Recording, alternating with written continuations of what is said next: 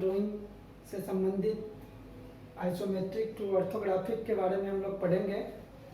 पिछले क्लास में हमने एक्सरसाइज नंबर 1 बताया था, इसमें आइसोमेट्रिक प्रोजेक्शन से ऑर्थोग्राफिक प्रोजेक्शन को कैसे निकाला जाता है। ठीक है, तो आज नेक्स्ट पढ़ते हैं, नेक्स्ट को देखते हैं। आज का अपना क्वेश्चन है, draw the third angle orthographic projection of given object as per shown the elevation side and plan. ठीक है, आपको एक आइसोमेट्रिक प्रोजेक्शन दिया हुआ है, उससे हमें क्या करना है, थर्ड एंगल ऑर्थोग्राफिक प्रोजेक्शन ज्ञात करना है। ठीक है, तो इसमें देखिए होता क्या है, सबसे पहले हम आइसोमेट्रिक प्रोजेक्शन से ऑर्थोग्राफिक प्रोजेक्शन निकालने के लिए क्या करेंगे, पहले एक हॉरिजॉन्टल लाइन और एक वर्टिकल लाइन लेना पड़ता है। ठीक है, हॉरिजॉन्टल लाइन वर्टिकल लाइन लेंगे, इसके मिडिल से फिर 10 mm के डिस्टेंस पे दोनों साइड हमें वैसे ही रेखा, पैरेलल रेखा को खींचते हैं। ठीक है,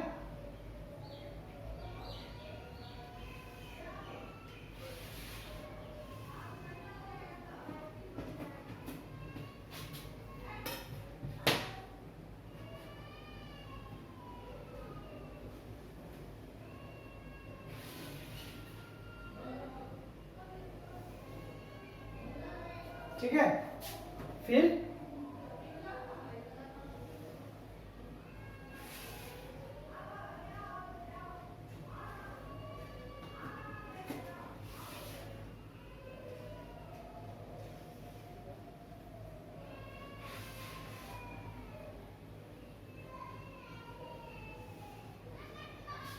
रेखा खींचेंगे। अब क्या करना है, इसमें हमारा फ्रंट साइड टॉप को बनाएंगे।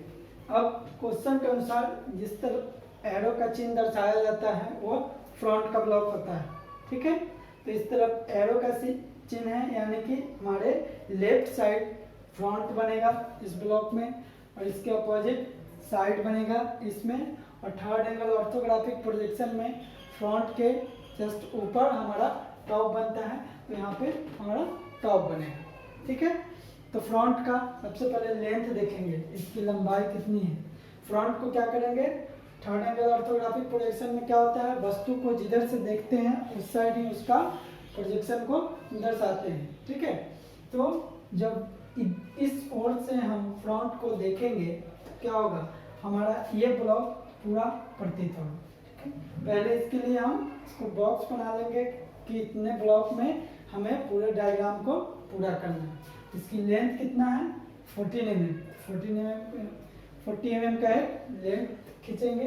फिर इसकी हाइट कितना है, 39, तो हाइट हो जाएगा 39। ठीक है, तो इसमें फ्रंट बनेगा, तो इसका हाइट को पहले खींच लेंगे।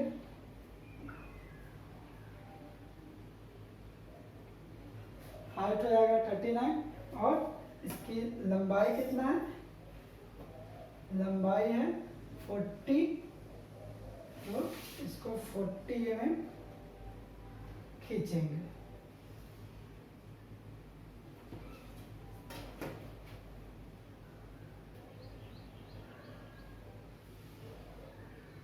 ये ब्लॉक हमारा क्या हो जाएगा, ये ब्लॉक हमारा फ्रंट होगा। अब साइड की ओर आएंगे, साइड की ओर टोटल पहले लंबाई देखेंगे, तो इसकी लंबाई कितना है, ये भी 40 है। अब इसका हाइट इक्वल करेंगे, यहाँ पे कितना है 13, फिर 13, फिर 13, यानी टोटल 39। तो इसका भी हाइट हो जाएगा कितना, 39, यानी कि फ्रंट का ऊंचाई और साइड का ऊंचाई दोनों इक्वल होता है, और इसका जो लंबाई होता है वो चेंज होता है। मगर अभी जो हमने क्वेश्चन दिया है उसमें दोनों का लंबाई भी इक्वल है, तो इसकी भी लंबाई कितना हो जाएगा, इसका भी लंबाई हो जाएगा 40, और हाइट हो जाएगा 39।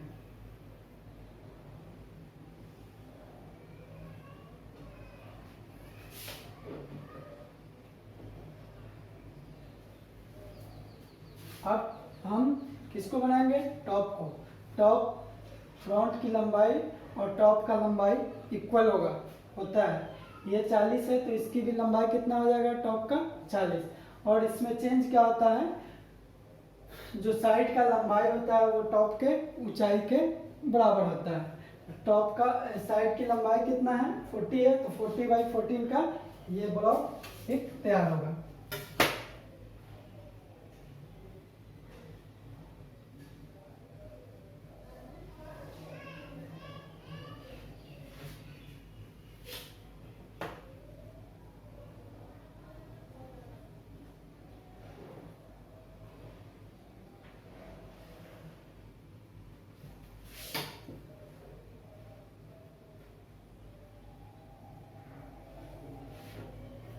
ठीक है,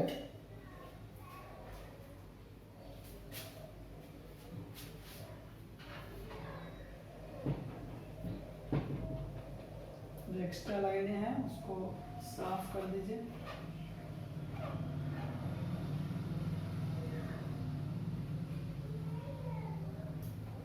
अब इसमें क्या करना है, हम फ्रंट की ओर देखेंगे।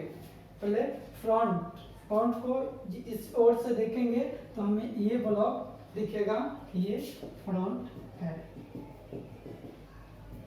ठीक है, फ्रंट हम इसमें बनाएंगे। फ्रंट को सबसे पहले देखिए, एक जो लाइन है, एक जो 90 डिग्री पे खींचा हुआ है, उसका टोटल ब्लॉक कितना दिया हुआ है, टोटल ब्लॉक 39 दिया हुआ है, तो इसकी भी टोटल लंबाई हो जाएगा 39।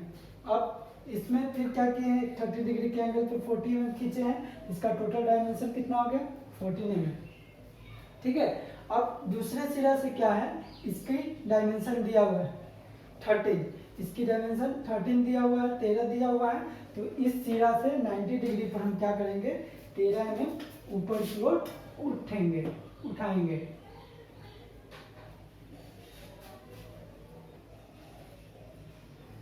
ठीक है, ऊपर की ओर 13 mm। फिर अंदर की ओर एक ब्लॉक खींचा हुआ है, ये कितना है, अंदर की ओर जो लाइन गई है उसका डायमेंशन कितना दिया हुआ है, यहाँ पे 15। तो क्या करेंगे हम ऊपर, फिर इससे हम 15 mm ऊपर की ओर जाएंगे।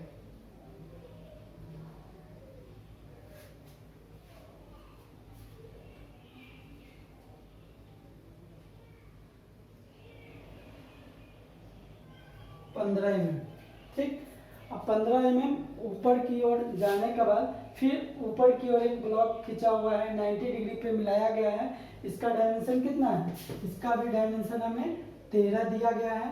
तो क्या करेंगे, फिर हम 90 डिग्री पर यहाँ से 13 mm ऊपर की ओर उठाएंगे।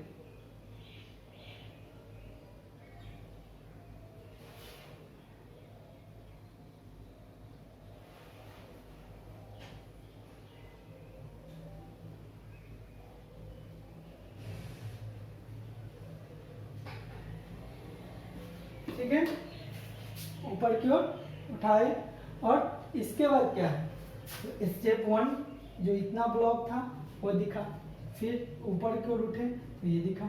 अब क्या करेंगे, फिर ये 15 mm का जो 30 डिग्री के एंगल पे खींचा हुआ था वो इसके इक्वल स्टेप में फिर हम उसको खींच देंगे।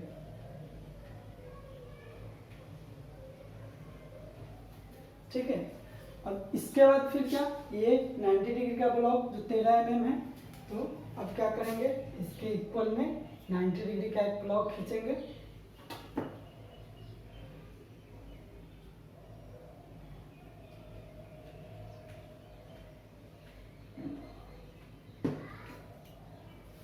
ठीक है, तो ये क्या हो गया, ये हमारा फ्रंट का भाग हो गया। फ्रंट में हमें ऐसा ही दिख रहा है, एक ब्लॉक ऊपर से इस तरह नीचे की ओर आया है, फिर एंगल पे गया, फिर नीचे की ओर, फिर एंगल, फिर नीचे की ओर। इसमें वही ब्लॉक बना, पहले पूरे डायमेंशन, फिर नीचे की ओर आया, फिर यहाँ एंगल बना, फिर नीचे की ओर, फिर एंगल बना। और इसमें जो रेस्ट है इसकी ज़रूरत नहीं है, उसको क्या करेंगे, हम साफ कर देंगे इसको,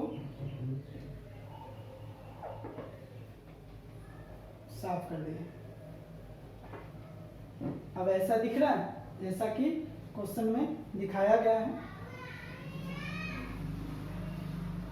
ठीक है, अब हम किसकी ओर चलेंगे, अब साइड के फ्रंट के जस्ट बगल में क्या आता है, साइड का ब्लॉक, तो साइड की ओर आएंगे। साइड में देखेंगे, साइड क्या है, साइड को देखने के लिए साइड की तरफ से देखेंगे, तो इस तरफ से देखेंगे तो क्या होगा, हमें पहला ये ब्लॉक दिखेगा। ठीक है, तो इसका लेंथ कितना है 14 mm और हाइट कितना है 13 mm, यानी कि 40/13 का एक ब्लॉक बना हुआ दिख रहा है नीचे वाली सिरा से। तो हम नीचे वाले सिरा से 40/13 का एक ब्लॉक खींचेंगे। फिर क्या होगा, फिर इसके ऊपर वाला भाग है जो ये समतल रेखा की तरह बना दिखेगा। ठीक है, तो ये हमें छुप जाएगा, वो हमें फ्रंट में दिखाई नहीं देगा, तो इसे हम नहीं दिखाएंगे। तो पहला ब्लॉक क्या है 40/13 का, तो 40/13 का एक ब्लॉक खींच देंगे। ठीक है, अब क्या हमने क्या बताया था, ये क्या हो गया, ये हो गया साइड का भाग। अब ये जो था ऊपर वाला वो समतल बन जाएगा, जो हमें छुप जाएगा, दिखाई नहीं देगा। अब इसके ऊपर वाले सिरा ये फिर इस तरह का स्लॉट कटा हुआ ये दिखेगा, तो ये भी भाग क्या कहलाएगा, हमारा साइड का भाग कहलाएगा। फिर ये भाग छिपेगा और ऊपर वाले सिरा फिर दिखेगा। ये तीनों ब्लॉक हमें साइड का कहलाएगा। तो ठीक है, तो ये स्टेप हो गया। दूसरे स्टेप में भी क्या है, इसका टोटल लेंथ है 40 दिया हुआ और हाइट दिया हुआ 13 दिया हुआ है, 13 दिया हुआ है, और तो फिर हम 40/13 का फिर एक ब्लॉक खींच इसके इक्वल में खींचेंगे। ये हो गया 40/13 का एक ब्लॉक। तो अब क्या होगा, जो ऊपर वाला सिरा बचा वो भी 40/13 का एक ब्लॉक बन गया। ठीक है, तो 40/13 40/13 40/13 का इसमें 3 ब्लॉक बना। अब हमारा फ्रंट हो गया, साइड हो गया, तो बच गया कौन सा भाग, टॉप का भाग बच गया। तो टॉप के भाग के लिए भी उसी तरह करेंगे। टॉप का कितने भाग बन रहा है, 1 2 3 1 2 3 3 भाग हमारा फ्रंट का बन रहा है, सॉरी टॉप का बन रहा है। तो पहले देखिए फ्रंट टॉप की लंबाई कितना हो गया, लंबाई हो गया हमें 40 और हाइट कितना हो गया, हाइट भी हो गया हमें उसके इक्वल, यानी कि 40/40 हाइट हो गया। ठीक है, तो अब इसमें देखेंगे, अब देखिए इसमें 3 भाग है, तो अब फर्स्ट भाग थर्ड भाग पे आते हैं। पहले थर्ड भाग में देखिए इसका जो ये यहाँ पे जो लंबाई में है वो क्या हो जाएगा, वहाँ इसके हाइट में आ जाएगा, और लंबाई कितना हो जाएगा 15, यानी कि 15 हो जाएगा, जो कि इसमें दिखाया हुआ है। दूसरे भाग में क्या है ये तो पता ही है, और इसका जो 15 लिखा हुआ है, तो 40/15 का ये ब्लॉक बन जाएगा। तीसरे भाग में क्या है, इसका टोटल जो हाइट दिया हुआ है ये 40 है, मगर जो ये लंबाई है वो दिखाया हुआ नहीं है। ठीक है, तो हमें पता है कि टोटल जब इसकी माप 40 है तो 15 हो गया, तो जो बचा वो भाग होगा, तो ये 10 का भाग होगा। ठीक है, तो क्या करेंगे 10/40 का एक ब्लॉक खींचेंगे। तो हमने फ्रंट में इसके इक्वल 10 का एक ब्लॉक बनाया था, तो 90 डिग्री के ब्लॉक पे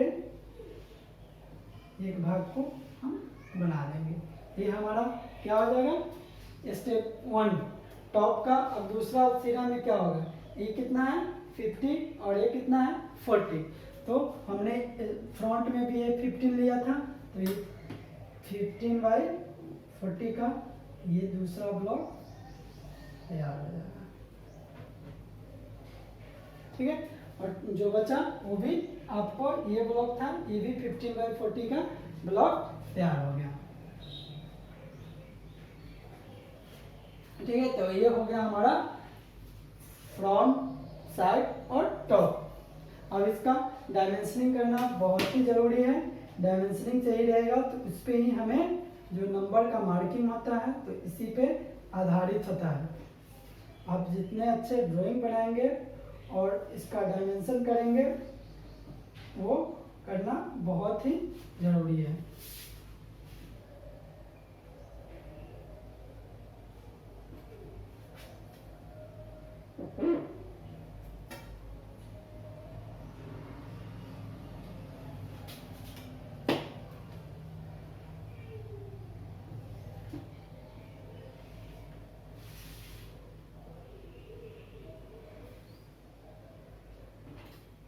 अब इतना करने के बाद क्या करेंगे, ये सबका डायमेंशनिंग करेंगे।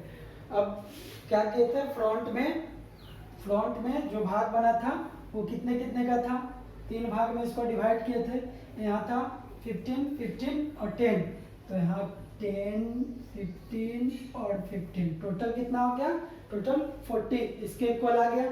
फिर साइड का भाग कितना था, 40 का काटे थे, ये भी हो गया आपको 40, 40। और टॉप इसका हाइट कितना था, टोटल हाइट यहाँ पे दिया हुआ है 39, तो ये हो जाएगा 39। ठीक, अब टॉप को देखेंगे, टॉप में भी वही था 40/15 का ब्लॉक था, तो ये हो जाएगा 40। ठीक, अब यहाँ पे इसकी लिखावट पे भी हमें ध्यान देना चाहिए कि फ्रंट किस तरह लिखा जाता है, एलिवेशन किस तरह लिखेंगे, साइड किस तरह लिखेंगे और टॉप। तो यहाँ पे हम अच्छे से कैपिटल लेटर में फ्रंट भाग लिखेंगे, फ्रंट व्यू, यहाँ लिखेंगे साइड व्यू, यहाँ पे मेरा हो जाएगा प्लान व्यू,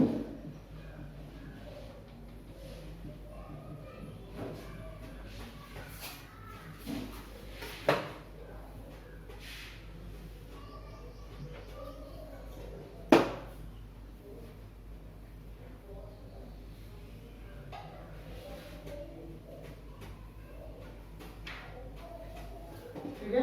अब इसका सिंबल बनाना बहुत ही जरूरी होता है कि हमने जो क्वेश्चन बनाया है कौन से एंगल में, ऑर्थोग्राफिक के थर्ड एंगल ऑर्थोग्राफिक प्रोजेक्शन में बनाए हैं, तो यहाँ थर्ड एंगल का हम लोग सिंबल को ड्रॉ करेंगे।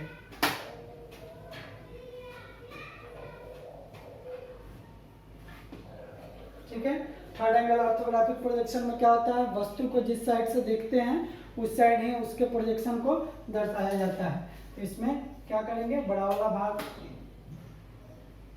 पीछे की ओर, छोटा वाला ब्लॉक आगे की ओर,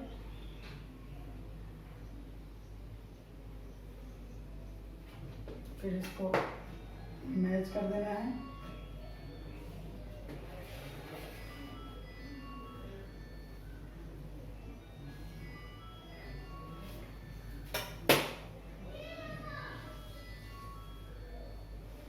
फिर हम रेडियस बनाएंगे इसका डिवाइडर का उपयोग करके, इसकी जितनी माप थी उसके इक्वल में एक 8 का और एक 16 का हम रेडियस बनाएंगे। यहाँ पे लिखेंगे third angle orthographic projection, third angle projection, third angle projection लिखेंगे। और सबसे नीचे क्या करेंगे, सबसे नीचे इसका हम लिखेंगे जो भी माप बनाया गया है, दर्शाया गया है, तो वो mm में दर्शाया गया है। तो सबसे नीचे लिखना है all dimensional are in mm, capital में ऑल डायमेंशन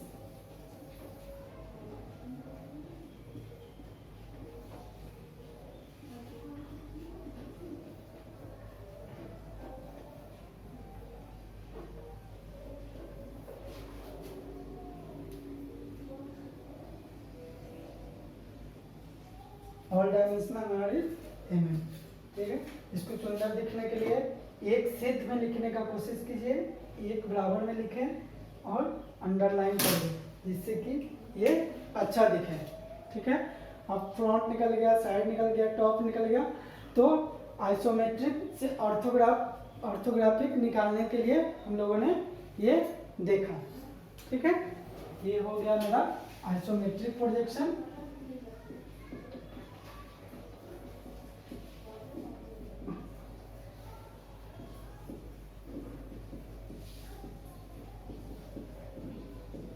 प्रोजेक्शन 2, ये हो गया ऑर्थोग्राफिक प्रोजेक्शन।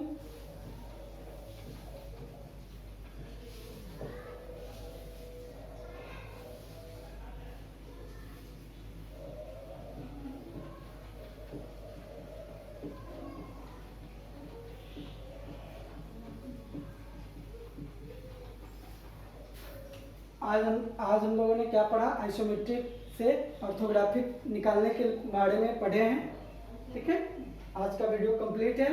अगर मेरा ये वीडियो आप लोगों को अच्छा लगे तो लाइक करें, शेयर करें, कमेंट करें, और आप हमारे चैनल पे नए हो तो सब्सक्राइब करना ना भूलें, जिससे कि हम भी आप लोगों के लिए कुछ अच्छे वीडियो डाल सके जो आप लोगों को काफ़ी आसानी हो, समझने में कोई परेशानी ना हो। ठीक है, आज के लिए इतना ही, धन्यवाद।